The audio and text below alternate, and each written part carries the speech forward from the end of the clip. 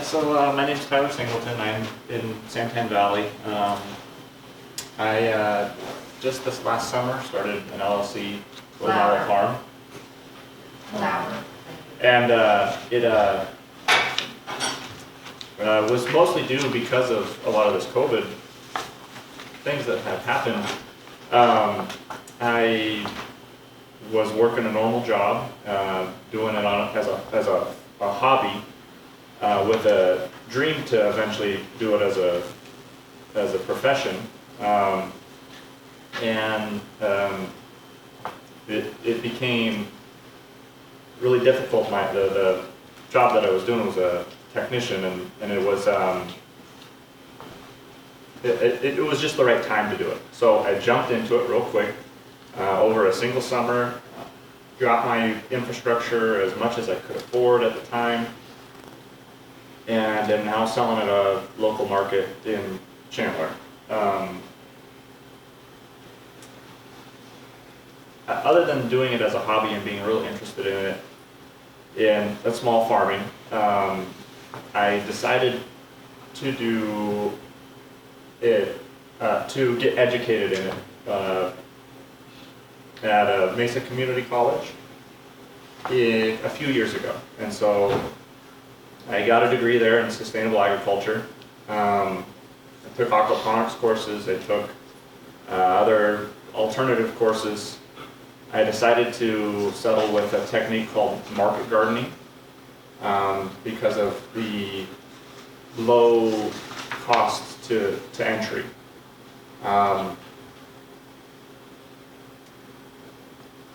I am currently on a 2-acre residential plot that my dad owns. I'm just living in the casita there, but I have a 1/4 acre in the back that I have full reign of. I can do what I want with, and so I've decided to farm off of that and see what I can do. I went with a single member LLC just for simplicity's sake. I wanted an LLC because I don't have a whole lot of capital in my personal life. I don't have anything that I can go to a bank and say, here's my, here's what I can put up as collateral. So I decided to do the LLC, and I wanted to stay as just me. I didn't really want to have any employees because of the complexities that come with that, and also the small scale that I'm farming it's not conducive to the income that would be needed for the labor costs.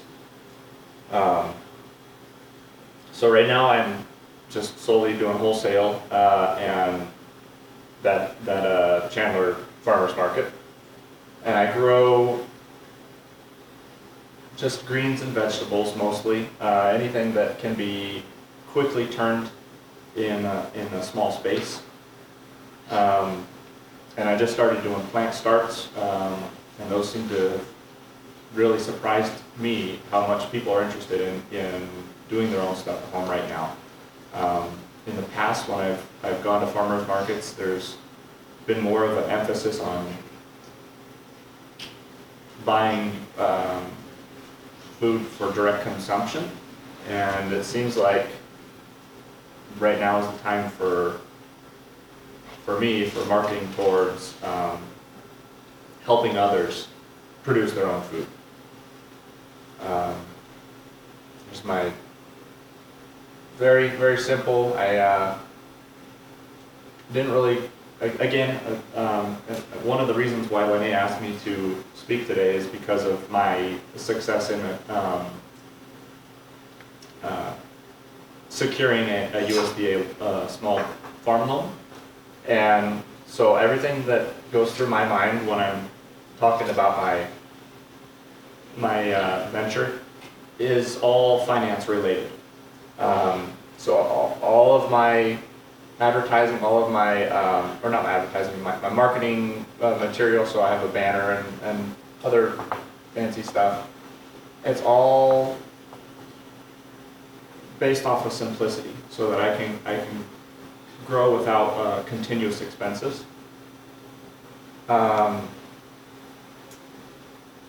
Something that's unique to my farm, Little Mallow Farm is the name of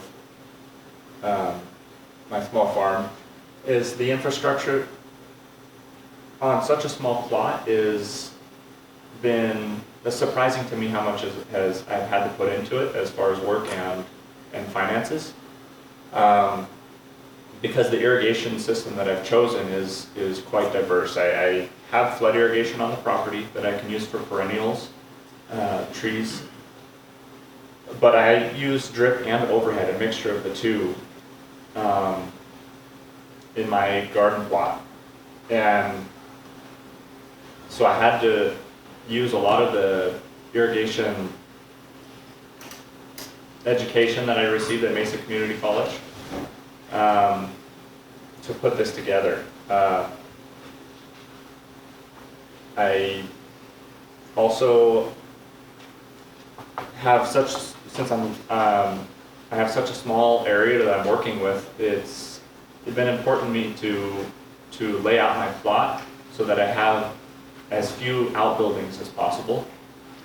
And so my shade structure that I've designed has to house everything.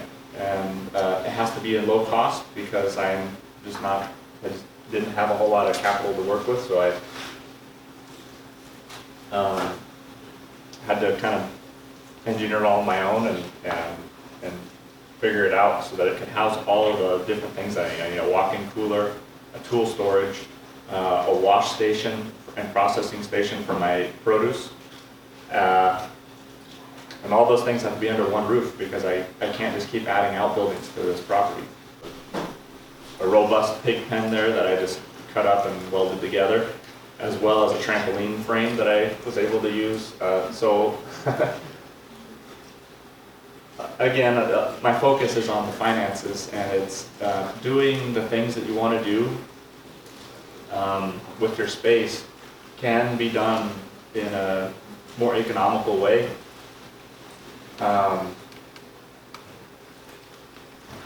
To get started. The tools that I use on the farm, I use a walk-behind tractor. If you're familiar with market gardening, ECS tractors are really pushed. I chose to use a Microloan instead. It's basically a tiller with a PTO, not a tiller, but like a small engine machine with a small PTO that you can use different implements for. I use it for tilling, and we'll use it for mowing as well of large crops like corn and sun hemp and things that grow real tall. I have a few other tools as well, but here's some pictures. My irrigation system is quite a complex thing, and it there's several zones. So each of my beds have a what do you call it? A path right down the center, and there's a double header on each bed, on each side of the path, so that I can put sprinklers for germination and drip for long-term grow out. And then I've added all sorts of additional things so that I can expand my manifold on when I grow. My shade structure, I 3D model all the things that I do prior to doing it and committing, because I need to be precise on my material costs. And so that's just kind of a rough draft of my shade structure. It's not up yet, but I have all the materials and still just working on that. So that's another interesting thing about my farm, is that even though I started over the summer, I don't have all the infrastructure up yet. And so I'm just doing the best I can to bring product to market every week. And it's a growing pains are immense because of working in uncomfortable conditions until I can get it all done. Here's the final project. So it takes quite a bit of infrastructure, and I keep mentioning the infrastructure because I want to touch on that when I talk about the USDA loans. So So I have my beds and I have my irrigation headers running down the center. That's a 6-foot path so that I can run my tractor down the center, my walk behind. And then I'm going to put in a larger greenhouse, as well as my shade structure and my chicken coop. Those 3 things should be enough for me for now, but I've left space. And then the flood irrigated perimeter is all going to be fruit trees. So then I can use perennial fruits to supplement my market, things that I can bring to market. But I have a large space that I have yet to decide what I want to do with. And a lot of that's probably going to be dictated by future financing.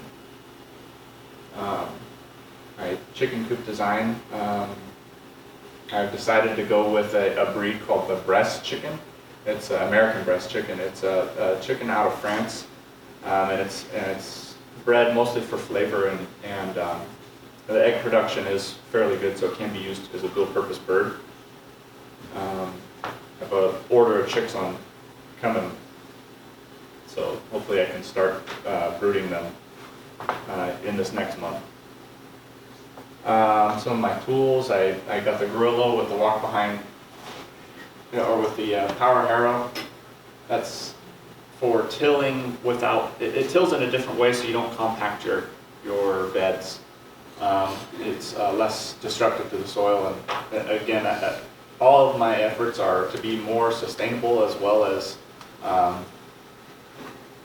to turn a profit. So there's lots of balances to be made as far as choosing your tools. And then, like my flame weeder, I use that to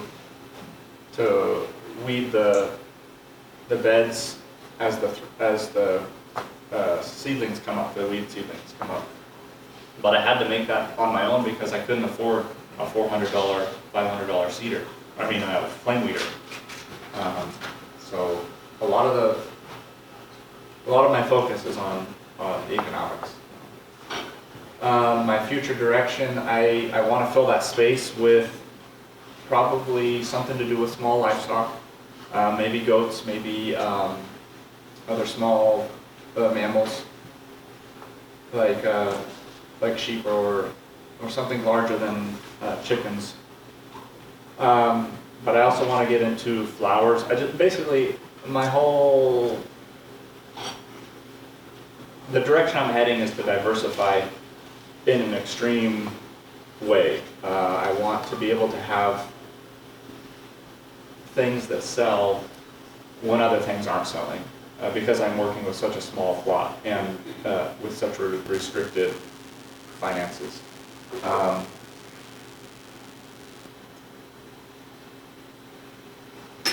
So now that you know a little bit about my farm, I want to talk about the USDA microloan that I got. It's a operating loan and not a farm ownership loan. So I officially leased the land from my dad for the purposes of not having any of that land tied up as collateral of the loan. So I only got the microloan for operating expenses. The USDA, through the FSA, offers a microloan program that can go up to $50,000 for new farmers. I know that there's many more programs that the FSA offers as far as loan programs go, but this is what fit my need. The purpose for it is for infrastructure and tools. You can apply for operating expenses that are I don't know how you'd say, there aren't going to be any forms of long-term investment. They're more like seed costs or anything that you're going to spend immediately and they want a return on as quick as possible. But as far as like the tractor goes, any other tools,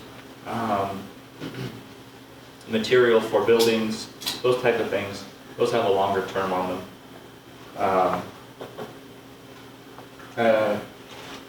as far as getting the loan goes, I learned about it through these beginning farmers courses.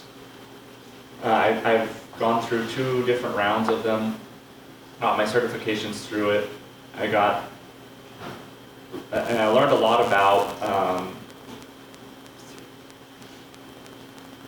this process. And so one of the things that I learned was that you have to contact your local office, which is in Casa Grande. That's the one that I went through. I wasn't sure who to contact exactly, so I just called.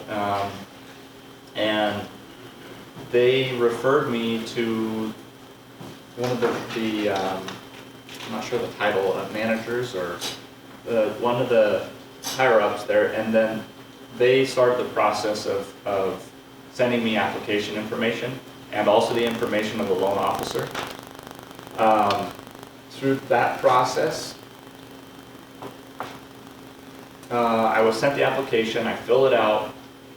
I didn't really have a whole lot of hope for getting it because of the lack of collateral.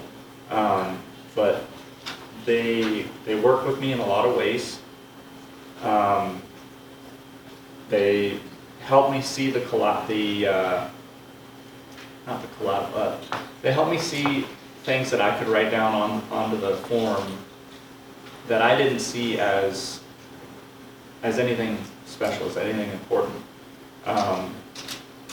And so, but they really helped me out in meeting their requirements. They didn't want to turn me away.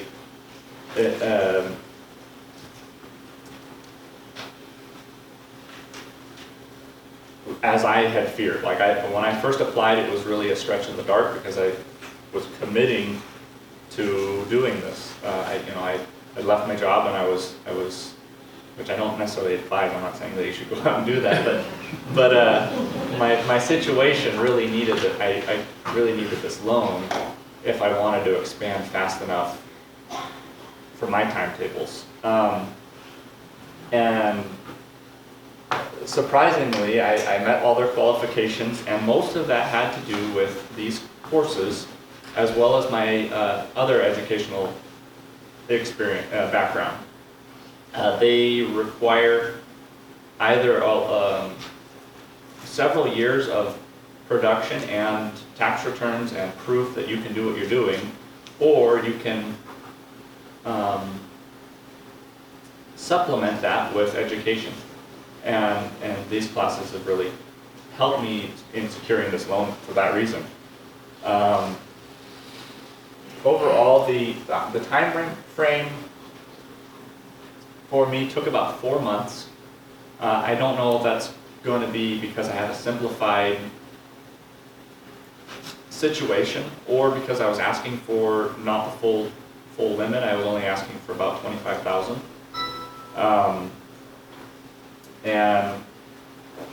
But either way, it was quite a quick process as far as the whole thing went. I didn't expect it. I thought it was going to be, like 6 months to a year, but it was only 4 months.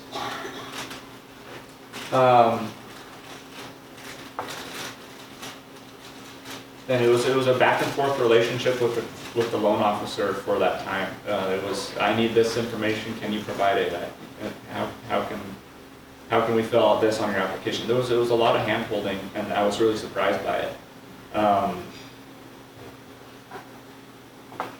So if you're thinking about doing something like this, and you're worried about, like I was really concerned with it being like a formal bank. Like when I went to my personal bank, I was declined on several occasions because of lots of different reasons. It was a lot of it has to do with agriculture in general. Normal conventional banks don't do loans for. At least that's what I was told. So anyways, I secured the loan. They granted it. I was able to use my my certifications for this class, as well as the few years of hobby time, they counted that because I was selling just to neighbors and friends, and I had a few records of that. So they were able to really like push me through for this. I did need a mentor, so there's another farmer in my area that I put down as my mentor. He's my neighbor. He does very similar stuff to me, but it wasn't like a formal thing. Like, he didn't need to be a big time farmer for me to count him. He just had to have experience and know what he was doing, and they accepted him as my mentor.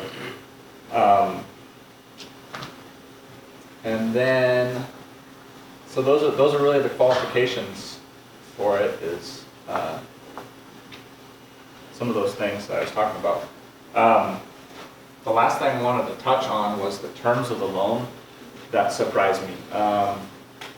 They were able to push it out to 5 years with repayment annually starting on my first anniversary. So that was really helpful. I was able to ask for more than I needed. I budgeted for $20,000, I asked for $25,000 so that I can have that money, and they didn't care about this. They said, this is fine, you can do this. I can have my first year saved, and I can pay it. I can pay my repayments with that loan money. So it's basically 2 years of a buffer for me to get on my feet.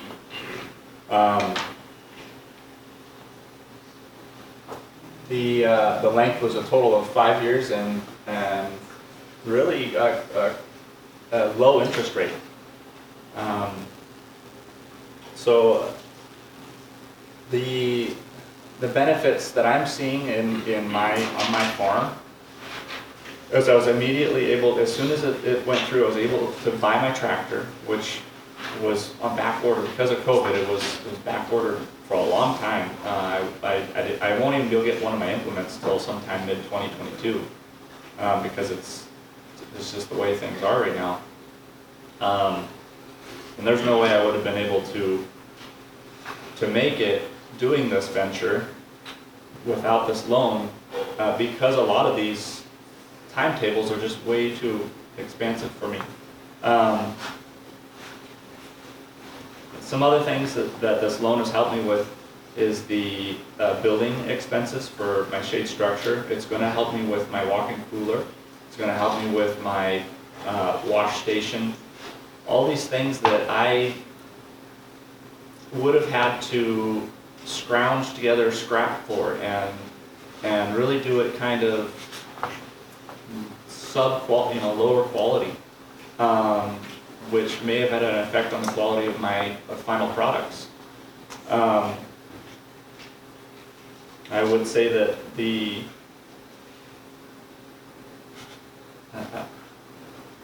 benefits to this program are incredible, and they've been prevalent, or they've been obvious to me as soon as I got that direct deposit to my bank account. They said, here's all your money all at once.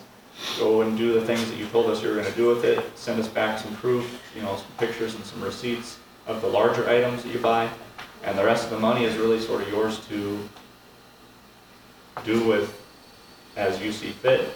And I can't stress enough how much that has freed me up to do to really go after what I had dreamed to do. And a lot of it has to do with a lot of the possibilities of doing this program have to do with these courses, with Future Forward Foundation. So I'm very grateful for that, and to Lene for inviting me several years ago when I first started coming.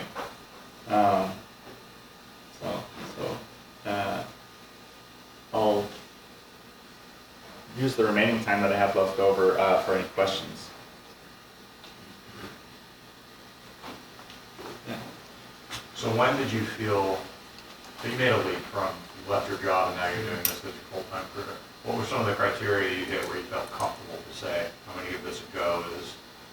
A lot of it actually had to do with my mentor, who was talking to me a lot about it being a hobby, and he was pushing me into, not pushing me, but basically describing the finances directly, like stuff that you don't normally talk about with other farmers, but he was like, okay, so here's my finances, here's how much I can make off of my little area, here's how much work I have to put into it. It really became more of a reality to me that it was within reach. Like, I was able to use my little space that I had available to meet my needs. Like, that was really what pushed me. Was I don't know how you say it. It was to see that I was closer than I thought I was to being able to be self-sufficient. Do you plan on farming during the summer as well? I plan on doing infrastructure upgrades over the summer for the next couple of years, and then eventually it'll be vacation times during the summer, and then nonstop for the rest of the time. But unless I do a lot more animal stuff or perennial stuff, growing in the summer is a real challenge. You mentioned about the keeping records. What about a tax? Do you have a person that deals with agriculture, taxes, and all that stuff? I don't currently. I jumped right into it and decided to try my hand at QuickBooks Online and do my best as far as all that stuff goes. I used LegalZoom to do all my initial paperwork, and so I'm sure that there's a blind spot that's going to hit me later as far as paperwork and finances and taxes, and I'm just waiting for that to hit. But no, nothing special. The property, did you get it zoned for what you're doing, or? I live on basically the area is horse property. It's zoned rural, so I'm able to do a lot more than normal urban farms would be able to do. When you sell your crop, do you have a license to sell it to the stores? I don't sell retail. I only sell direct to consumer. So at the farmers markets, I guess that's retail, but I don't sell. How would I say it? I don't sell to resellers. That's wholesale. Yeah, but the reason I asked is because I have a couple of lemon plants, and every year they get filled up with fruit, and I try to give it to some of the stores, give them away.